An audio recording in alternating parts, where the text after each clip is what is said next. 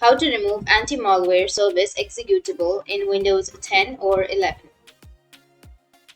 So if you want to remove or disable the anti-malware service executable in the right way, then what you need to do is you just need simply open up your task manager or the taskbar. You need to right click on your taskbar and then go with task manager. Under task manager here you need to go with process section, and under process here you need to find the anti-malware executable. Once you find the anti-malware executable, which is right here, you need to right click on it and then go with end task. After ending the task, if that doesn't fix your problem, then there is also second way. What you can do is you need to just press Windows and I keys together, which will open up the settings. Under settings, you can go with virus and threat protection. So search for virus and threat protection, which will be under your Windows security. So under here, you need to scroll down and go with manage settings. Here you have real-time protection. Right here, you need to go and turn off the real-time protection, and it might fix your problem. But if that still doesn't fix your problem, then the next thing you can do is you just need simply search for PowerShell, and you'll find Windows PowerShell. You can run as administrator. Click on